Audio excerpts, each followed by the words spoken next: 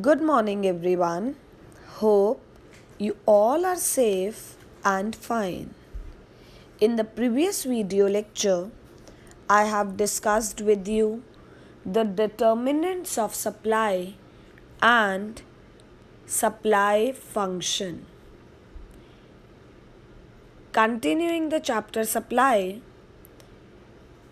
in this video lecture, I will discuss the next topic, supply schedule. What is supply schedule? You can say law of supply in a tabular form is known as supply schedule, or it refers to an individual statement showing various quantities of a commodity that a producer is willing to sell at various levels of price during a given period of time. जब हम एक supplier की बात करते हैं तो उसे individual supply कहते हैं. जब एक प्रोड्यूसर की एक फर्म की बात होती है तो उसे हम क्या कहते हैं? Individual supply. Individual supply schedule refers to tabular. Schedule क्या होता है? शेड्यूल होता है हमारे पास टैबुलर स्टेटमेंट कि अलग अलग प्राइस लेवल पर सप्लाई कितनी है. ये जो हमारे पास टैबुलर स्टेटमेंट है इसे हम क्या कहते हैं? Supply schedule. What is supply curve? Diagrammatic presentation, or you can say graphical representation of supply schedule is known as supply curve. Next is diagrammatic presentation. No, this is y-axis, this is the x-axis, price and quantity supplied. जब price 1 है तो supply 5 units है, price 2 supply 10, price 3 supply 15. तो ये जो हमारे पास जा रहा है ये क्या है? Supply curve. सप्लाई कर्व हमेशा क्या होता है? Upward sloping. क्योंकि हम अभी वैसे पढ़ेंगे भी इस चीज़ को, लॉ ऑफ सप्लाई को. जब प्राइस बढ़ता है तो क्वांटिटी सप्लाइड भी बढ़ती है, क्योंकि हर एक प्रोड्यूसर क्या अर्न करना चाहता है? ज़्यादा से ज़्यादा प्रॉफिट. तो जिस चीज़ का मार्केट में प्राइस ज़्यादा होगा उस चीज़ की सप्लाई उतनी ज़्यादा होगी. प्राइस कम होगा तो सप्लाई कम होगी. कैसा रिलेशन है? डायरेक्ट रिलेशन है. ये क्या है हमारे पास? Supply schedule and supply curve. जब एक इंडिविजुअल या प्रोड्यूसर या फर्म या सप्लायर की बात हो रही है तो उसे इंडिविजुअल सप्लाई शेड्यूल या कर्व बोलते हैं. दैट इज, अगर डायग्रामेटिकली प्रेजेंट करेंगे तो it will be a curve, और अगर टैबुलर फॉर्म में करेंगे it will be a schedule. Right. Now what is market supply schedule? Market supply schedule का मतलब है it refers to the tabular statement showing various quantities of a commodity that all the producers are willing to sell. जब सारे producers, मतलब बहुत सारे producers या sellers की बात हो रही हो उसे हम क्या बोलते हैं? Market supply schedule. ये क्या है? शेड्यूल है. प्राइस 1 है तो supply, that is producer A and B हमने अज्यूम करे. सप्लायर ए की सप्लाई ये है, बी की सप्लाई ये है. जब प्राइस बढ़ा सप्लायर ए की सप्लायर बी की सप्लाई. प्राइस और बढ़ा सप्लायर ए की सप्लायर बी की सप्लाई. जब इन दोनों को ऐड कर देंगे तो क्या बन जाएगा? मार्केट सप्लाई बन जाएगी. जब हम इन दोनों को क्या कर देंगे? ऐड कर देंगे ए और बी प्रोड्यूसर्स की सप्लाई को, तो वो क्या बन जाएगी? Market supply. तो जब हमने इसको ग्राफिकली या टैबुलर फॉर्म में प्रेजेंट किया तो वो है supply schedule.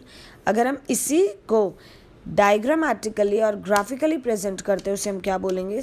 Market supply curve. ये तो फर्म ए का सप्लाई कर्व जा रहा है. नेक्स्ट ये हमारे पास फर्म बी का सप्लाई कर्व जा रहा है. और ये हमारे पास क्या जा रहा है, फर्म राइट। ये क्या है हमारे पास, firm A plus firm B का सप्लाई कर्व है, राइट। तो इसे हम क्या बोलेंगे, market supply schedule as well as this is your market supply curve, जब हम दोनों फर्म्स की सप्लाई को क्या कर देते हैं, ऐड कर देते हैं। Next is your law of supply. क्या है लॉ ऑफ सप्लाई, जैसे हमने क्या पढ़ा था, लॉ ऑफ डिमांड पढ़ा था, right. Law of supply states the direct relationship between price and quantity supplied. जब बाकी सारे फैक्टर्स को कांस्टेंट रख दो, assuming all the other factors affecting the supply, assuming all the other factors to be constant, हम सिर्फ law किसके बीच में देखते हैं, that is your price and quantity में, right. Law of supply states the direct relationship between price and quantity supplied, keeping other factors constant, because price is the dominant factor, price is the main factor in determining the supply. तो कहते हैं assumptions क्या है law of supply की, keeping other factors constant, like price of other goods to be constant, no change in technology, no change in factor of production, that is input, no change in taxes, goal of the producer remains the same। ये सारे factors हमने factors affecting supply में, determinants of supply में पढ़े थे। तो क्या है हमारे पास, ये सप्लाई शेड्यूल, जब प्राइस कम है तो सप्लाई कम है, क्योंकि जब प्राइस कम होता है तो सप्लायर ज़्यादा सप्लाई नहीं करता। क्यों, क्योंकि सप्लायर या प्रोड्यूसर का प्रॉफिट बहुत ज़्यादा नहीं होता। जैसे जैसे प्राइस बढ़ेगा सप्लाई भी क्या होगी, बढ़ेगी। जैसे जैसे प्राइस बढ़ेगा सप्लाई भी क्या होगी, बढ़ेगी। तो ये क्या है हमारे पास, supply curve positively slope, price बढ़ा क्वांटिटी सप्लाइड बढ़ जाएगी, प्राइस कम होगा क्वांटिटी सप्लाइड भी कम हो जाएगी।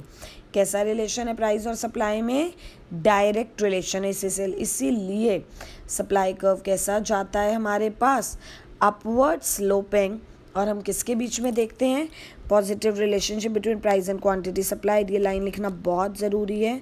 No change in the other factors, मतलब हम बाकी सारे फैक्टर्स को क्या मान के चलते हैं, कांस्टेंट मान कर चलते हैं, राइट। नेक्स्ट क्या है हमारे पास, that is your effect on the supply curve due to changes in the other factors. जैसे कि हमने पढ़ा था कि शिफ्ट वर्ड होता है और एक मूवमेंट वर्ड होता है। हमने प्राइस के अलावा जितने भी फैक्टर्स पढ़े हैं वो अदर फैक्टर्स हैं, तो उनकी वजह से सप्लाई कर्व में क्या आता है, शिफ्ट आता है। Effect on the supply curve due to changes in the other factors.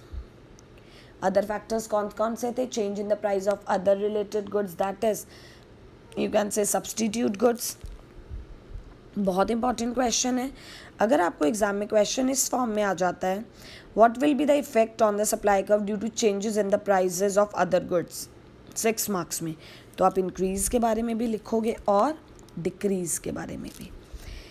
तो कहते हैं कि अदर फैक्टर्स कौन से, change in price of other good, change in taxation policy, change in price of factors of production, change in the state of technology, ये सारे other factors हमने पढ़े थे, राइट। तो अभी उन्हीं फैक्टर्स को हम डायग्रामेटिकली प्रेजेंट कर रहे हैं। हमें पता है सप्लाई कर्व कैसा जाता है, positively sloped. I will show you this thing practically, like this is your supply curve, y-axis, this is your x-axis, origin, price, this is the quantity supplied, right।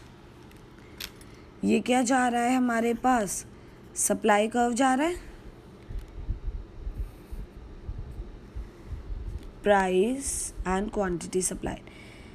सब change in price of other factors पढ़ रहे हैं ना. Other factors में हम क्या लेके चलते हैं. सबसे पहले हमने लिया है अदर रिलेटेड गुड्स के प्राइस में अगर चेंज आ रहा है. वीट और राइस क्या है हमारे पास, सब्सटीट्यूट गुड्स हैं. अगर वीट का रेट बढ़ रहा है तो ऑब्वियसली एक प्रोड्यूसर को वीट लगाने में क्या होगा, ज़्यादा बेनिफिट होगा. क्लियर. तो राइस की सप्लाई क्या हो जाएगी, कम. अगर अदर गुड सब्स्टिट्यूट का रेट बढ़ रहा है तो गिवन कमोडिटी की सप्लाई क्या हो जाएगी, कम. तो सप्लाई कर्व किधर शिफ्ट हो जाएगा, लेफ्टवर्ड शिफ्ट हो जाएगा. ओ क्यू से ओ क्यू 1 पर आ गई सप्लाई. यही चीज़ बताइए यहाँ पर भी हमें. That is your when price of other good rises then production of such other goods become more profitable. तो वो गुड ज़्यादा प्रॉफिटेबल होगा तो गिवन कमोडिटी की सप्लाई क्या हो जाएगी, कम. Decrease in price of other goods में क्या आएगा, अगर वीट का रेट कम हो गया तो वीट कम प्रॉफिटेबल होगा, राइस ज़्यादा. तो ऑब्वियसली वीट की सप्लाई क्या हो जाएगी, कम. अदर कमोडिटी पर क्या इफेक्ट पड़ा, राइस की सप्लाई क्या हो जाएगी, बढ़ जाएगी. Change in factor of production, अगर इनपुट का रेट, ये अब हम डायग्रामेटिकली प्रेजेंट करना है अगर तो रॉ मटेरियल, लेबर, ये सब अगर बहुत महंगे हैं, increase in price of factors of production, तो ऑब्वियसली अगर ये सब बहुत महंगे हैं, लेबर भी रॉ मटेरियल भी, तो कॉस्ट ऑफ प्रोडक्शन बढ़ जाएगी, प्रॉफिट मार्जिन कम हो जाएगा, तो सप्लाई कर्व लेफ्टवर्ड. और अगर ये सब सस्ते हैं तो कॉस्ट ऑफ प्रोडक्शन कम हो जाएगी, तो supply curve will shift towards the right. Change in state of technology, technological changes also affect the cost of production. Technology से भी कॉस्ट ऑफ प्रोडक्शन पर इफेक्ट पड़ता है. अगर हम अपग्रेडेड, एडवांस्ड, अच्छी टेक्नोलॉजी, इम्प्रूव्ड टेक्नोलॉजी यूज़ करते हैं तो कॉस्ट ऑफ प्रोडक्शन हमें कम पड़ती है. इनफैक्ट पर यूनिट कॉस्ट कम पड़ती है और आउटपुट ज़्यादा जनरेट होता है, सप्लाई का राइटवर्ड. अगर हम डिग्रेडेड, आउटडेटेड टेक्नोलॉजी यूज़ करते हैं तो पर यूनिट कॉस्ट महंगी पड़ती है और सप्लाई कम होती है, क्योंकि पुरानी टेक्नोलॉजी जो है वो क्या है, इतनी ज़्यादा आउटपुट जनरेट नहीं कर पाती, तो supply leftward. Change in taxation policy, taxes से भी कॉस्ट ऑफ प्रोड्यूसिंग पर फ़र्क पड़ता है, कॉस्ट ऑफ प्रोडक्शन पर फ़र्क पड़ता है. अगर टैक्स रेट बहुत ज़्यादा है तो सप्लायर टैक्सेस पे करेगा नेचुरली, तो सप्लाई क्या हो जाएगी, कम, क्योंकि टैक्सेस पे करने से उसकी कॉस्ट क्या हो जाती है, बढ़ जाती है, तो सप्लाई का लेफ्टवर्ड शिफ्ट हो जाएगा. और अगर टैक्सेस क्या हो गए हैं, कम हो गए हैं, अगर टैक्स रेट क्या हो गया है, कम हो गया है, तो नेचुरली कॉस्ट ऑफ प्रोडक्शन कम पड़ेगी, सप्लायर ज़्यादा अपने रिसोर्सेज को, फंड्स को प्रोडक्शन के लिए, सप्लाई के लिए यूज़ कर सकता है, तो सप्लाई क्या हो जाएगी, rightward shift. So this was the topic of effect on the supply curve due to changes in the other factors. Right? Go through the topic. Feel free to take your doubts. Thank you. Take care. God bless you all.